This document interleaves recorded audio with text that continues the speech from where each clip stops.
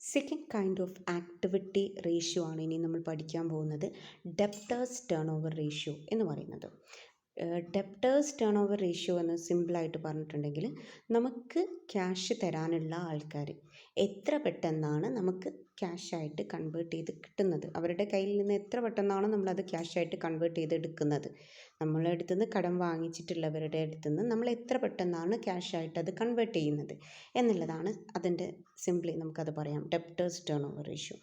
So ഈ debtors turnover ratio എന്ന് പറയുമ്പോൾ നമ്മൾ ഡെപ്റ്റേഴ്സിനെ ക്യാഷായിട്ട് കൺവേർട്ട് ചെയ്യുകയാണ്. So it explain the relationship between, ഇവിടെ സെൻറ്റൻസിൽ എഴുതിയിട്ടുണ്ട്, it explain the relationship between the net credit sale and the average debtors including the bills receivable. അതായത് നമുക്ക് net credit സെയിലിനെ, കടം കൊടുത്തിട്ടുള്ള ആ ഒരു സെയിലിനെ എത്ര പെട്ടെന്നാണ് നമ്മൾ ഡെപ്റ്റേഴ്സിന് ക്യാഷായിട്ട് കൺവേർട്ട് ചെയ്യുന്നത്, ഇത് തമ്മിൽ എക്സ്പ്ലെയിൻ ചെയ്യുന്ന ഒരു റിലേഷൻഷിപ്പിനെയാണ് നമ്മൾ ഡെപ്റ്റേഴ്സ് ടേൺ ഓവർ റേഷ്യോയിലൂടെ പറയുന്നത്.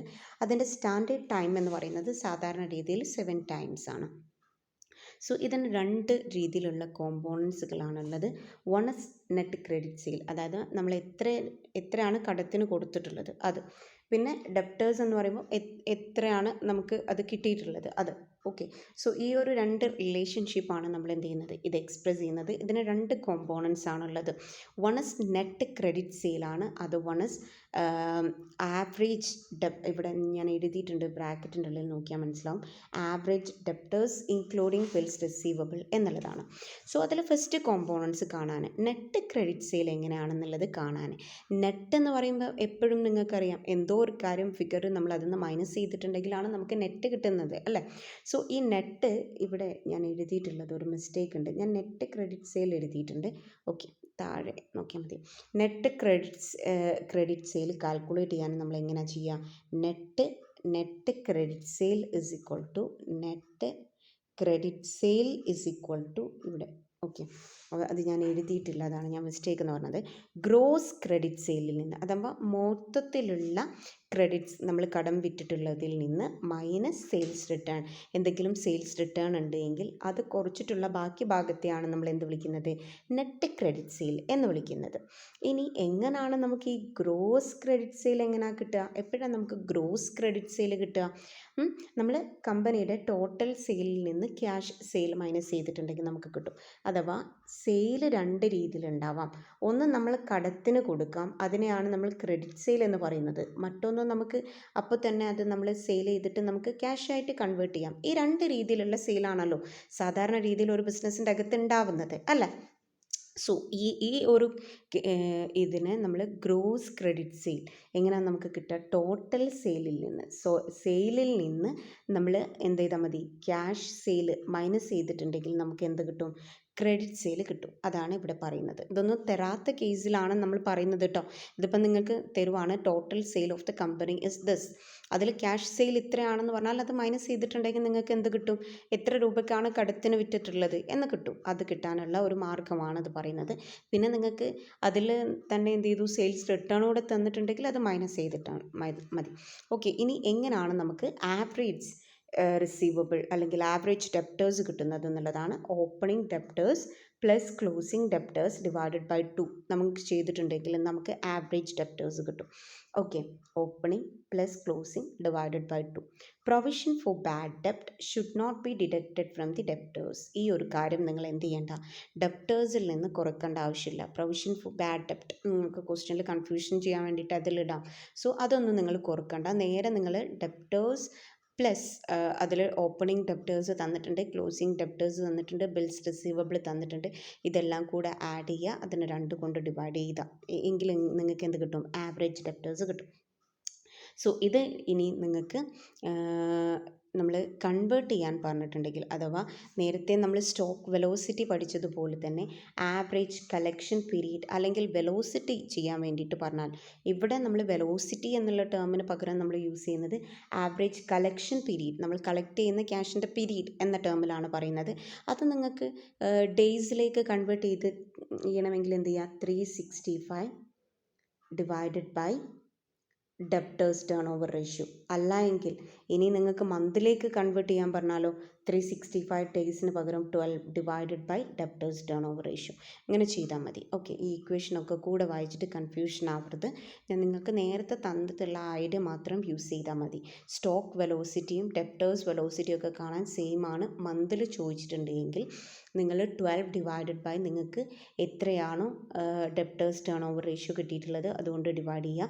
ഇനി ഡേയ്സിലാണെന്നെങ്കിൽ 365 ഡിവൈഡഡ് ബൈ എത്രയാണോ നിങ്ങൾക്ക് ഡെപ്റ്റേഴ്സ് ടേൺ ഓവർ റേഷ്യോ കിട്ടിയിട്ടുള്ളത് അതുകൊണ്ട് ഡിവൈഡ് ചെയ്യുക. അങ്ങനെ ചെയ്താൽ മതി. ഓക്കെ, ബാക്കിയുള്ള ഇക്വേഷനൊക്കെ കൂടെ വായിച്ചിട്ട് നിങ്ങൾ എന്ത് ചെയ്യരുത്, കൺഫ്യൂഷൻ ക്രിയേറ്റ് ചെയ്യരുത്. ഓക്കെ, ഇനി ഇവിടെ ഒരു ക്വസ്റ്റ്യൻ തന്നിട്ടുണ്ട്. ക്വസ്റ്റ്യൻ ഒന്ന് ശ്രദ്ധിക്കാം. From the following calculate the debtors turnover ratio എന്നുള്ളതാണ് പറഞ്ഞിട്ടുള്ളത്. കമ്പനിയുടെ total sales for the year നമുക്ക് തന്നിട്ടുണ്ട് 1,75,000.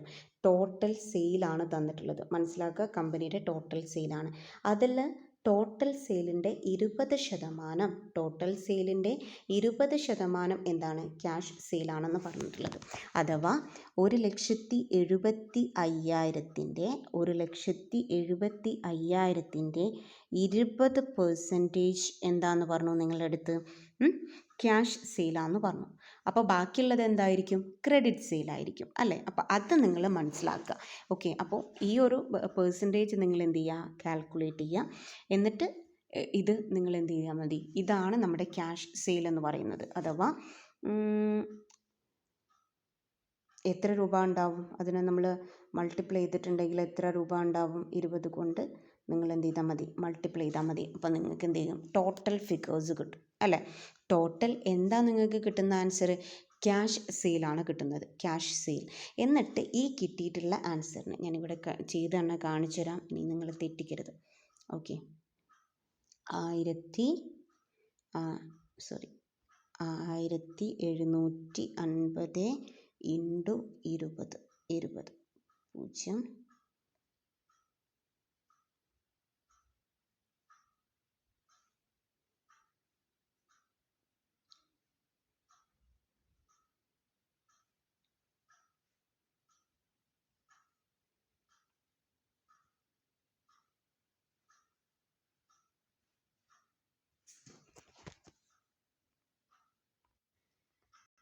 ഇത് നമ്മൾ ചെയ്യുന്ന സമയത്ത് നിങ്ങൾക്ക് കിട്ടിയിട്ടുണ്ടാവും ആൻസർ 35,000 എന്ന് പറയുന്നത്. 35,000 എന്ന് പറയുന്നത് എന്ത് സെയിലാണിത്, ക്യാഷ് സെയിലാണ്. നമ്മളടുത്ത് പറഞ്ഞിട്ടുള്ളത് കമ്പനിയുടെ ടോട്ടൽ സെയിൽ എന്ന് പറയുന്നത് 1,75,000 രൂപയാണ്. അതിൽ 20% of the total sale is cash sale എന്നാണ് പറഞ്ഞിട്ടുള്ളത്. അപ്പോൾ ഇത് ചെയ്യുമ്പോൾ നിങ്ങൾക്ക് 35,000 കിട്ടിയിട്ടുണ്ടാവും. ഈ 35,000 എന്ന് പറയുന്നത് കമ്പനിയുടെ ക്യാഷ് സെയിലാണ്. ഞാൻ നിങ്ങളുടെ അടുത്ത് പറഞ്ഞു ടോട്ടൽ സെയിലിൽ നിന്ന് നമ്മൾ ടോട്ടൽ സെയിലിൽ നിന്ന് ക്യാഷ് സെയിൽ മൈനസ് ചെയ്താൽ കിട്ടുന്ന പോർഷനെയാണ് നമ്മൾ എന്ത് വിളിക്കുന്നത്, ക്രെഡിറ്റ് സെയിൽ എന്ന് പറയുന്നത്. അങ്ങനെ ആണെങ്കിൽ ഈ കമ്പനിയുടെ മൊത്തത്തിലുള്ള സെയിൽ എന്ന് പറയുന്നത് 1,75,000 രൂപയാണ്. ക്യാഷ് സെയിൽ എന്ന് പറയുന്നത് ഈ ഒരു 1,75,000-ൻ്റെ 25% അഥവാ 35,000 ആണ്. ഇത് നിങ്ങൾ മൈനസ് ചെയ്യുമ്പോൾ നിങ്ങൾക്ക് കിട്ടും 1,40,000 രൂപ. ഈ 1,40,000 രൂപയാണ് കമ്പനിയുടെ എന്ത് സെയിൽ എന്ന് പറയുന്നത്, ക്രെഡിറ്റ് സെയിൽ എന്ന് പറയുന്നത്. നമുക്ക് ഈ ഒരു ക്വസ്റ്റ്യൻ സോൾവ് ചെയ്യാൻ വേണ്ടിയിട്ട് നമുക്ക് കിട്ടേണ്ട ആൻസർ എന്താണ്, നെറ്റ് ക്രെഡിറ്റ് സെയിലാണ് വേണ്ടത്. ഇനി എങ്ങനെയാണ് നമുക്ക് നെറ്റ് ക്രെഡിറ്റ് സെയിൽ കിട്ടുക, ആ 1,40,000-ൽ നിന്ന് അതിൻ്റെ റിട്ടേൺ ഇവിടെ പറയുന്നുണ്ട് 20,000 രൂപ മൈനസ് ചെയ്തിട്ടുണ്ടെങ്കിൽ നമുക്ക് എന്ത് കിട്ടും, നെറ്റ് ക്രെഡിറ്റ് സെയിൽ കിട്ടും. ഓക്കെ, സോ ഇവിടെ മൈനസ് ചെയ്യുമ്പോൾ നമുക്ക് എത്ര കിട്ടും, 1,20,000 രൂപ കിട്ടും. 1,20,000 അതാണ് നമ്മുടെ ഫസ്റ്റ് അപ്പർ പാർട്ട് എന്ന് പറയുന്നത്. ഓക്കെ, ഇവിടെ നമുക്ക് കിട്ടുന്ന ആൻസറിൻ്റെ അപ്പർ പാർട്ട് എന്ന് പറയുന്നത് നെറ്റ് ക്രെഡിറ്റ് സെയിൽ കിട്ടാൻ വേണ്ടിയിട്ട് നമ്മൾ എന്തൊക്കെ ചെയ്യണം എന്നാണ് പറഞ്ഞത്. നെറ്റ് ക്രെഡിറ്റ് സെയിൽ കിട്ടാൻ നമ്മൾ ഫസ്റ്റ് തന്നെ ഗ്രോസ് ക്രെഡിറ്റ് സെയിലിൽ നിന്ന് സെയിൽസ് റിട്ടേൺ മൈനസ് ചെയ്യണം. ഗ്രോസ് ക്രെഡിറ്റ് സെയിൽ എങ്ങനെ നമ്മൾ കാൽക്കുലേറ്റ് ചെയ്തു, നമ്മുടെ ടോട്ടൽ സെയിൽ എന്ന് പറയുന്നത് ഗ്രോസ്, അതിൻ്റെ താഴെ കൊടുത്തിട്ടുണ്ട് ഗ്രോസ് ക്രെഡിറ്റ് സെയിൽ, ടോട്ടൽ സെയിൽസിൽ നിന്ന് ക്യാഷ് സെയിൽ മൈനസ് ചെയ്താൽ മതി. ഇവിടെ ടോട്ടൽ സെയിൽ പറഞ്ഞിട്ടുള്ളത് 1,70,75,000 രൂപയാണ്. ദെൻ ക്യാഷ് സെയിൽ എന്ന് പറയുന്നത് എത്രയാണ് നമ്മൾ പറഞ്ഞിട്ടുള്ളത്? ഈ 1,75,000-ൻ്റെ 20% അഥവാ 35,000 ഇത് മൈനസ് ചെയ്തിട്ടുണ്ടെങ്കിൽ കിട്ടുന്ന പോർഷനെയാണ് നമ്മൾ എന്ത് വിളിക്കുന്നത്? ക്രെഡിറ്റ് സെയിലിൻ്റെ ഗ്രോസ് ക്രെഡിറ്റ് സെയിൽ എന്ന് പറയുന്നത്. എന്നാൽ നമുക്കിതാണോ ആവശ്യം? അല്ല അല്ലേ? അതിൽ നിന്ന് സെയിൽസ് റിട്ടേൺ കൂടി മൈനസ് ചെയ്തിട്ടുള്ള പോർഷൻ. അപ്പോൾ ഈ ഒരു 1,40,000 ആണ് നമ്മളുടെ ഗ്രോസ് ക്രെഡിറ്റ് സെയിൽ എന്ന് പറയുന്നത്. ഈ ഗ്രോസ് ക്രെഡിറ്റ് സെയിലിൽ നിന്ന് സെയിൽസ് റിട്ടേൺ ആയിട്ടുള്ള 20,000 രൂപ കൂടെ മൈനസ് ചെയ്യുമ്പോൾ മാത്രമാണ് നമുക്ക് എന്ത് കിട്ടുന്നത്? നെറ്റ് ക്രെഡിറ്റ് സെയിൽ കിട്ടുന്നത്. അപ്പോൾ portion is over.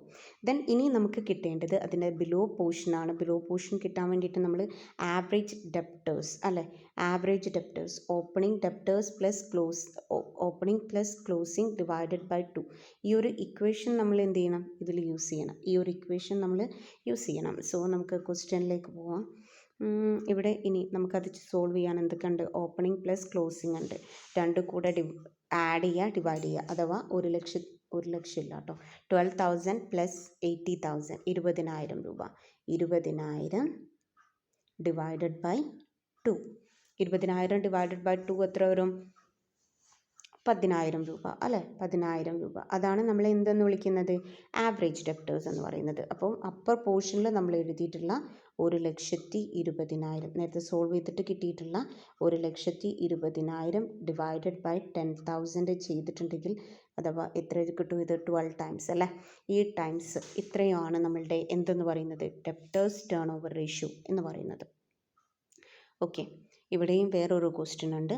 The net credit sale of the Reliance limited. Net credit sale നേരിട്ട് നിങ്ങൾക്ക് എന്ത് ചെയ്തിട്ടുണ്ട്? നെറ്റ് ക്രെഡിറ്റ് സെയിൽ എന്ന് പറഞ്ഞാൽ തന്നെ തന്നിട്ടുണ്ട് അല്ലേ? എത്രയാണ് നമുക്ക് തന്നിട്ടുള്ളത്? 3 lakh. അപ്പം upper portion as of debtors turnover ratio calculate ചെയ്യാൻ നമുക്ക് എന്തൊക്കെയാണ് വേണ്ടത്? നെറ്റ് ക്രെഡിറ്റ് സെയിൽ വേണം, നെറ്റ് ക്രെഡിറ്റ് സെയിൽ വേണം, അതുപോലെ തന്നെ നമ്മൾ ആവറേജ് ഡെപ്റ്റേഴ്സ് വേണം. അപ്പം നെറ്റ് ക്രെഡിറ്റ് സെയിൽ എന്ത് ചെയ്തു? ഈ ക്വസ്റ്റ്യനിൽ ഡയറക്റ്റ് ആയിട്ട് തന്നെ തന്നു. എത്രയാണ് തന്നിട്ടുള്ളത്? 3 lakh എന്ന് പറഞ്ഞിട്ട് തന്നെ തന്നു. Okay, then and the amount of debtors at the end of the year was 32,000 and bills receivable is 8,000. എങ്ങനെയാണ് നിങ്ങൾക്ക് തന്നിട്ടുള്ളത്? അപ്പോൾ ഇവിടെ ഓപ്പണിംഗ് പ്ലസ് ക്ലോസിംഗ് ചെയ്യാനൊന്നുമില്ല. കാരണം എന്താ ചെയ്യാനില്ലാത്തതിന് കാരണം അറ്റ് ദി എൻഡ് നമുക്ക് തന്നിട്ടുള്ള ആൻസർ എന്ന് പറയുന്നത് ഡെപ്റ്റേഴ്സ് ക്ലോസിംഗ് ഡെപ്റ്റ് മാത്രമേ തന്നിട്ട്. അത് ഞാൻ നേരത്തെ നിങ്ങളുടെ അടുത്ത് പറഞ്ഞു. ക്ലോസിംഗ് സ്റ്റോക്ക് തന്നിട്ടുണ്ടെങ്കിൽ ടേക്ക് ഇറ്റ് ആസ് ആവറേജ്. പക്ഷേ ഇവിടെ എന്താണ്? ഇൻക്ലൂഡിങ് ബിൽസ് റിസീവബിൾ ഉണ്ടായത് കൊണ്ട് തന്നെ നമുക്കത് രണ്ടും കൂടി ആഡ് ചെയ്തിട്ട് 40,000 രൂപ നമ്മൾ എന്തായിട്ട് എടുക്കാം? നമുക്ക് ആവറേജ് ഡെപ്റ്റേഴ്സ് ആയിട്ട് എടുക്കാം. ഓക്കെ, സെപ്പറേറ്റ് ആയിട്ട് ഇത് നമ്മൾ ആഡ് ചെയ്തിട്ട് ഡിവൈഡ് ചെയ്യാൻ പോകരുത്. ഇത് ക്ലോസിങ്ങിലുള്ള ഡീറ്റെയിൽസ് മാത്രമാണ് തന്നിട്ടുള്ളത്. അത് ആഡ് ചെയ്തിട്ട് ഡിവൈഡ് ചെയ്യാൻ പോകണ്ട കേട്ടോ. ഓക്കെ, സോ എന്നിട്ട് നമുക്ക് എന്ത് ചെയ്യാം? സോൾവ് ചെയ്യാം. 3 lakh ആണ് മുകളിൽ വരുന്നത്, 40,000 ആണ് നമ്മളുടെ ആവറേജ് ഡെപ്റ്റേഴ്സ് എന്ന് പറയുന്നത്. ഡിവൈഡ് ചെയ്താൽ നിങ്ങൾക്ക് എത്രയാണോ കിട്ടുന്നത് അതിനെയാണ് നമ്മൾ എന്ത് വിളിക്കുന്നത്? ഡെപ്റ്റേഴ്സ് ടേൺ ഓവർ റേഷ്യോ എന്ന് വിളിക്കുന്നത്.